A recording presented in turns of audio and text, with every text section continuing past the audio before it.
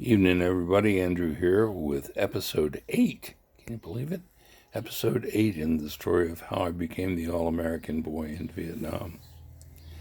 And you know, folks, I think I might have done myself some damage trying to tell you episode 7. It just left me feeling pretty empty. And you'd think, hey man, that was 50 years ago. What's your problem?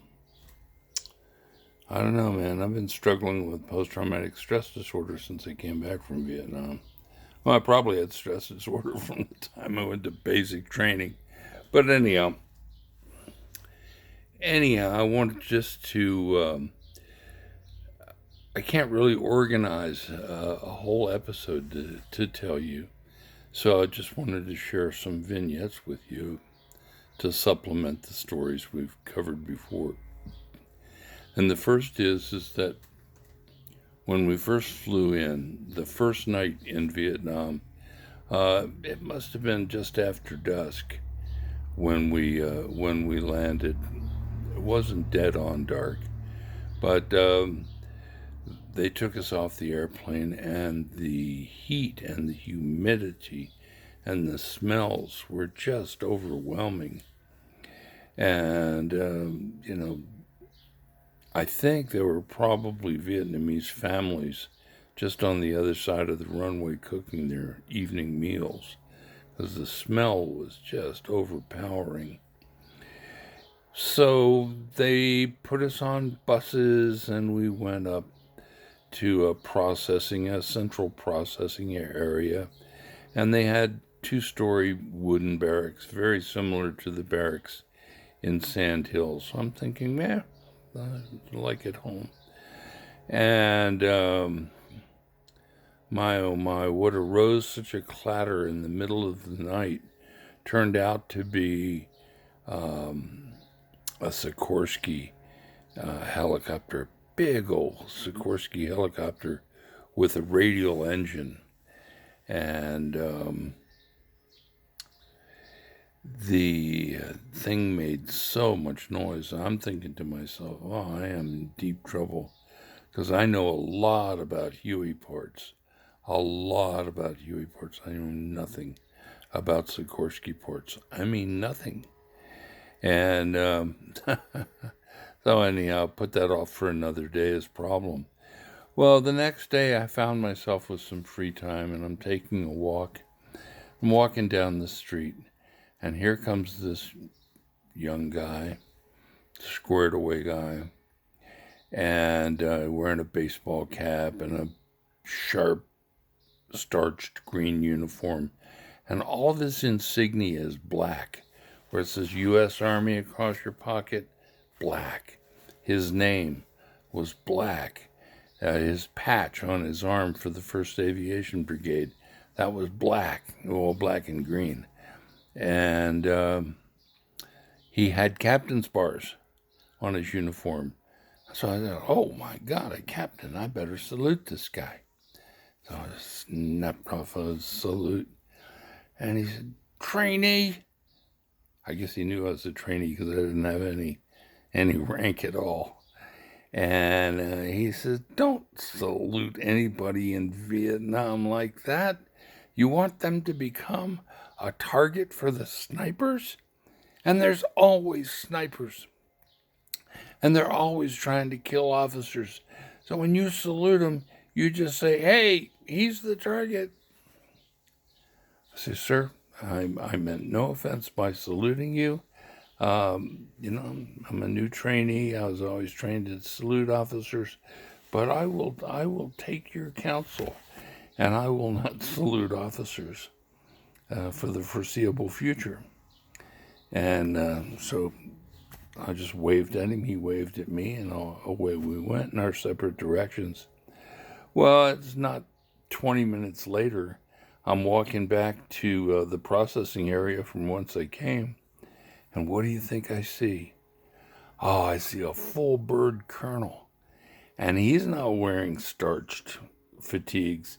He's wearing a green dress uniform. And on that green dress uniform, there's all of his medals over here. And there's all his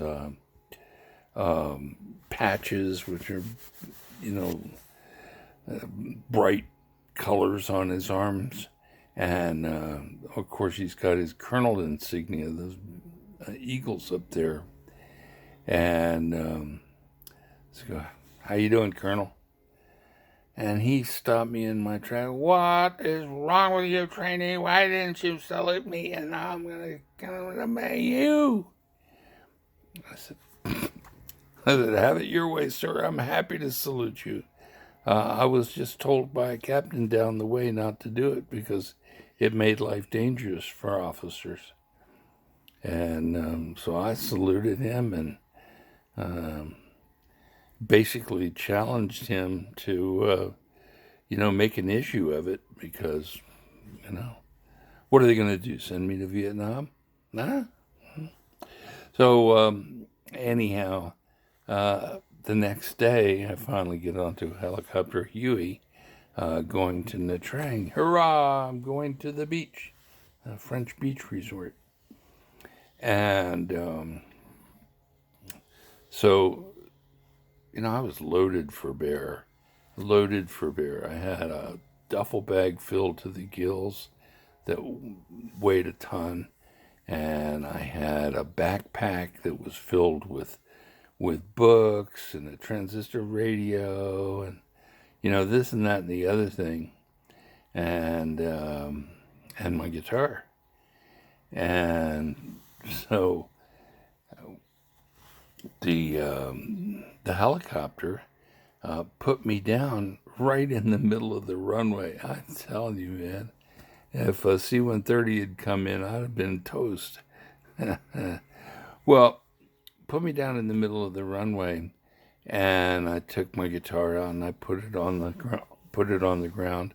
Well, it wasn't really ground. It was the runway made out of perforated steel planking, which are these like puzzle pieces that slip together and make a really hard surface on sand for planes to land on, etc. And so I grabbed my backpack and I pull that off. And just about the time that I'm turning around to get my duffel bag, the freaking pilot is pulling pits, raw, and the helicopter starting to take off. Well, I grab my duffel bag, and I'm pulling it off the helicopter, and I turned around, and lo and behold, that prop wash has picked up my guitar case, and it's just floating through the air like a big pterodactyl. With the, with the long neck part of the guitar stuck out in front and the body following behind. Oh my God, I'm thinking, oh man, it's my Martin guitar, it's floating away, it's flying. So I told people I have a guitar that knows how to fly. Well, so it worked out, and they had let me down in the middle of the parking lot, or the runway, but it was only 100 yards or so over to the hangar where the 281st did all of its work on the helicopter. So it was pretty easy, and I got where I was going and got assigned a place to be. And that was a little vignette that I could share with you. Another vignette that I wanted to share with you is that in early April of 1968, I can't remember exactly where I was. I remember a lot of detail about the events that happened in Vietnam, but I don't have a real clear picture of how they all fit together in a sequence. But I believe that I had come back from that first assignment in Da Nang, had come back to the 281st Company area there at the Special Forces headquarters, and I stuck my head inside the company headquarters where we had a television, believe it or not, playing the news, and Santa Va Booch, Martin Luther King had been assassinated. And oh my God, Martin Luther King is a hero of mine. I just thought he was the greatest guy. I especially loved it when he made the clarifying statement that folks like Malcolm X had got it wrong, because what was happening in America was not the blacks against the whites, not at all. It was the rich against the poor, then as it is now. Well, so anyhow, Martin Luther King was assassinated, and that was impactful. That was impactful. I was thinking, what kind of a society would send guys like me to Vietnam to destroy these people, and let that happen to Martin Luther King? Well, life goes on. Life goes on. That's pretty tough. I am trying to think.